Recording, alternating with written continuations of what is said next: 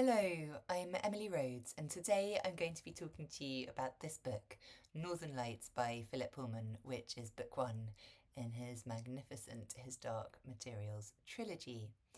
This is the December, what year are we in? 2025 book for Emily's Walking Book Club. A bit of a tradition has kind of emerged over the last few years for our December book, and that is, well, in fact, two traditions. The first one is my choosing a children's book. This is really because I, as a grown up,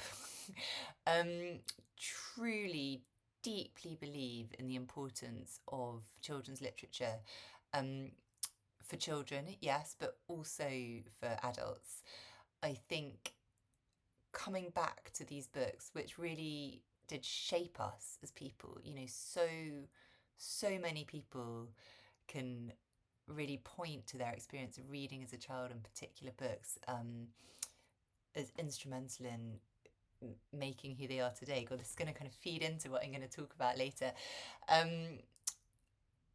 So I think these are really important books. They come to us at such a formative time and really help to shape us as people. And therefore, it's so important to revisit them and to come back to them when you are an adult and think, what was it that I took from that book? What do I take from it now? What's it like reading it as an adult? How is it the same? How is it different? And it is also such a pleasure then, reading those books with your children, sharing those stories. If you, like me, love reading as an adult, really trying to pass on that love of reading to your children is so important, and it's so exciting to see it beginning to stick and to think of all those books that they have to come. It's also really nice, I think, to kind of join your children on their level sometimes. So I feel like I'm endlessly telling them to do this, do that, read this, read that, do that homework, do that music practice. It's really lovely to, rather than being in a position sort of above them, occasionally I sometimes read a book that they recommend to me. So I read an Alex Rider book by Anthony Horowitz on my son's recommendation, and the Ingo series I really loved that's by Helen Dunmore from my daughter's recommendation. So it's really nice to mix things up a bit like that.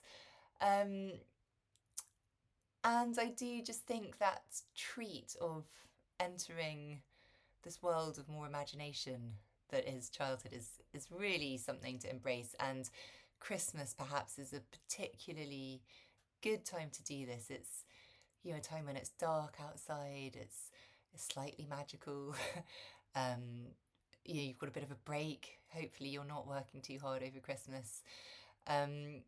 So for all these reasons, I think reading a children's book together at this time of year is really special.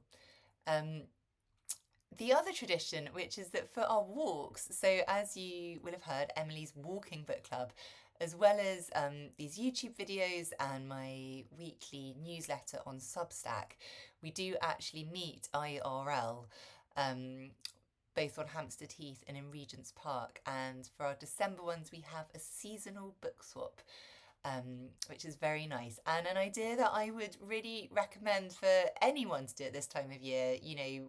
If you're in a different book group or if you're meeting up with a group of friends, bring along a book. You don't have to buy a new one, although of course you can if you can't bear to part with one that is on your shelf. Just take an old book off your shelf, one that you've enjoyed, wrap it up, give it to a friend. They'll give you one too. It's a really nice way to come away with a present for yourself, to pass on something at no cost to yourself, really, other than the time taken to choose it and wrap it. It's a lovely thing to do. Okay, enough preamble. Northern Lights. So, I'm sure you know the basics of this book. It is set in this other world, Britain, but spelt with a Y rather than an I. But in my head, it's just Lyra's world.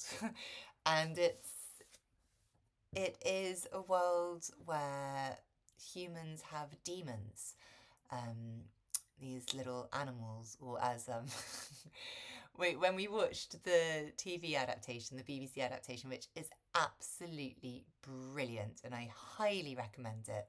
My youngest daughter used to describe it as the one with all the pets. But no, demons aren't pets. They are kind of your soul. It's a part of yourself, and you know, as integral to you as like your head. You know, really like an extra body part, but it takes the form of an animal. And when you're a child, your demon changes a lot, moves around, can take different forms very easily, and then it settles when the child reaches puberty, and it takes that form for the rest of your life. So demons are one crucial difference in this world. There's also the sinister magisterium, who is this sort of very authoritative, organised religion who is kind of ruling over everyone in a bit of a reign of terror. And Lyra, our heroine, the absolutely brilliant protagonist of this book, who I love. She's a very special child, for various reasons. I'm not going to give too much away. She ends up going on an adventure, and I think what's particularly special about this book, or why it works so well for me, and for so many people, is that although we're in this, you know, kind of fantasy world of demons and an alethiometer and witches and armoured bears, which all sounds so fantastical and completely different to real life, the kind of spirit of the book feels so real.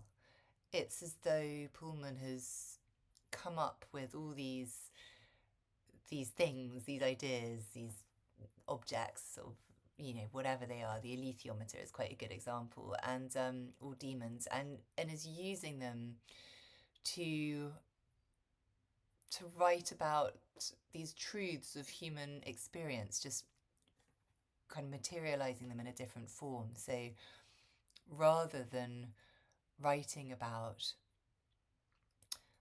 our souls and, you know, the relationship we might have with our inner selves, and you know, the little voice we hear telling us to do things, whether you might call that your conscience, or I don't know, your creative spirits, all sorts of things. I guess, you know, it can take different forms. He gives us this beautiful picture of it as a demon, and giving it this kind of concrete form allows us perhaps to explore ideas about our own demons, you know, in a different way, if that makes sense. I'm going to read a little bit out now. This is on page 167, and it's about the demons. Yeah, so here we go. So she's talking to Egyptian.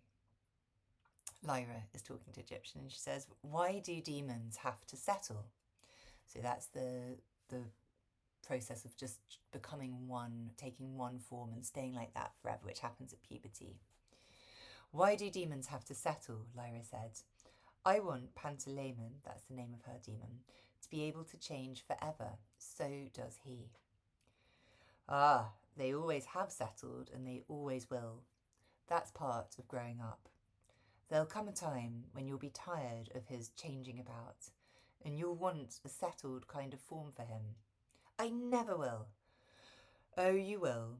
You'll want to grow up like all the other girls. Anyway, there's compensations for a settled form. What are they?" "Knowing what kind of person you are. Take old Belissaria, so I'm pronouncing that wrong probably. She's a seagull, and that means I'm a kind of seagull too. I'm not grand and splendid and nor beautiful, but I'm a tough old thing, and I can survive anywhere, and always find a bit of food and company. That's worth knowing, that is.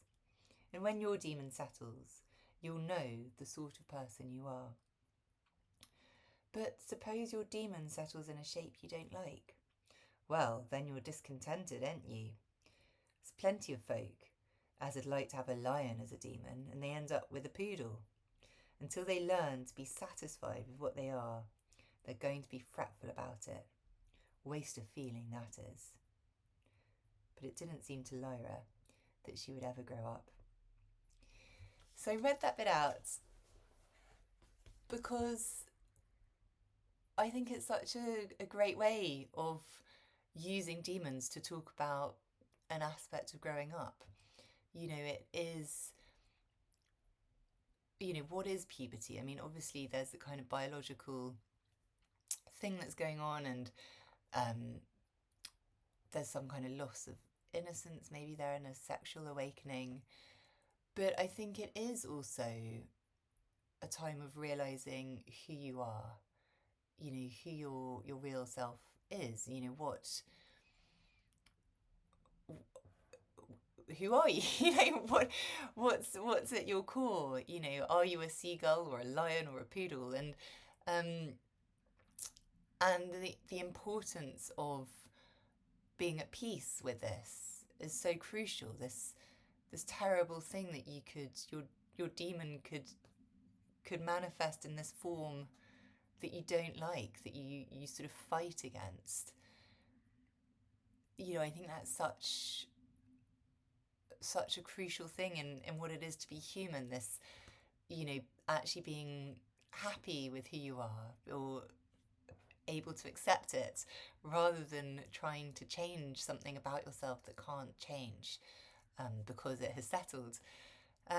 It's really fascinating, and it is interesting, I think, seeing children, you know, and especially now I have some, watching them, you know, kind of watching their demons change, you know, and seeing them in different contexts and try things out, and, you know, try out the feeling of being like this rather than like that, you know, being a leader, being a follower, being a friend, being mean, joining in, wanting to be alone, all these different aspects of themselves that they're kind of testing.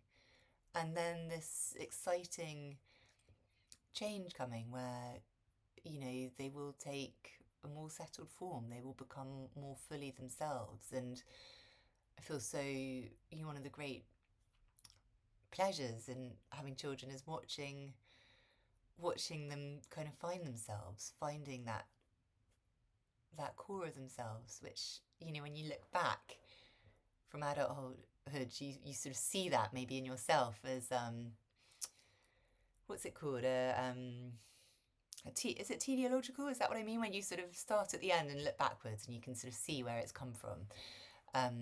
You know, when your demon has its form, you can think, oh yes, you know, I remember it trying out that form in childhood. Of course, when you're a child and you know, you're trying out so many different things, it's hard to look ahead and see where you're going to end up.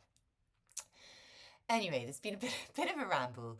I've managed not to give away any spoilers. I hope I've conveyed to you why I think this book is important, why I think all children's books are important, and I hope what's come across is like the deep pleasure I find in rereading this book. You know, it's one, I read it when I was a teenager. I've then, you know, my children have read it, I've watched it on TV, I've listened to bits on audio. It has been a deep pleasure coming back to it and spending time with Lyra again. For those of you who have, you know, there are another 2 books in the trilogy which, I mean, are just incredible. And excitingly, you know, Pullman has also written the Book of Dust trilogy, which are another 3 books that kind of encompass this. And the 3rd one has just come out. I have read the first 2 and I've got the 3rd one lined up. So, oh, what a treat. Anyway, I hope you are enjoying the book. I am really looking forward to hearing your thoughts on it. Do let me know what you think. Leave me a comment. It's always great to hear from you.